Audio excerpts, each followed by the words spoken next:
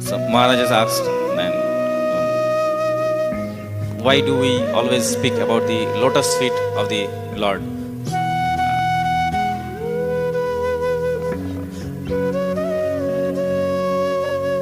As far as my understanding,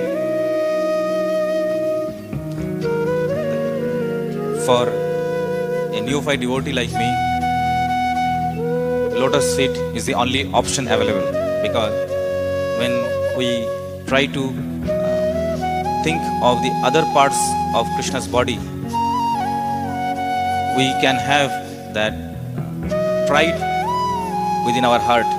That pride may come, oh, Krishna is very beautiful, but that surrender will not come. By remembering the lotus feet of the Lord, that surrender, the mood which we need for rendering pure devotional service will come in our heart. As it is said, Jivar Sarupa Nitya Krishna Das, we are Krishna Das. So even if we see the Vedic tradition, those who are Das, they will not go above the knee of their master.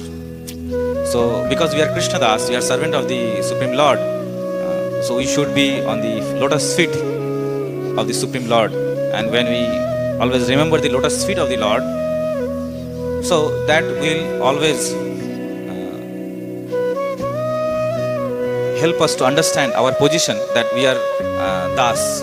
We are not in that stage where we can remember the beauty of the face of the Supreme Lord.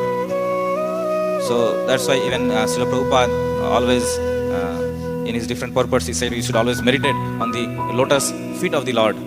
So by meditating on the lotus feet of the Lord, we'll be always reminding ourselves that we are not the master, we are Das, we are Krishna Das. He's actually trying to say, then I am not pleased by these wonderful flowery words. Rather, I am pleased when you pray, when the prayers is composed from your heart. Even we see that the Bhagavatam starts with the prayers of Queen Kunti Devi. So Kunti Devi was not simply praying to the Lord because Krishna saved Pandavas, or Krishna saved the of Uttara Parishit Maharaj. That was not the mood of Krishna's prayers, Kunti Devi's prayers. Rather, Kunti Devi was really bewildered when she started praying. Then, I see you in front of me, but again you saved the of Uttara. So how is that possible? So Kunti Devi is praying to Krishna, glorifying him, that you are the Supreme Lord. You are the original Supreme Personality of Godhead.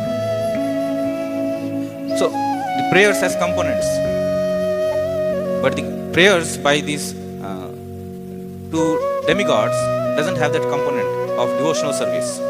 So Krishna is saying prayers means it should come out as a result of pure devotional service. So the prayers in Srimad Bhagavatam, where different unalloyed devotees of the Lord, they offered their prayers as a result of their pure devotional service. So the prayers in Srimad Bhagavatam and the prayers of these two brothers is different.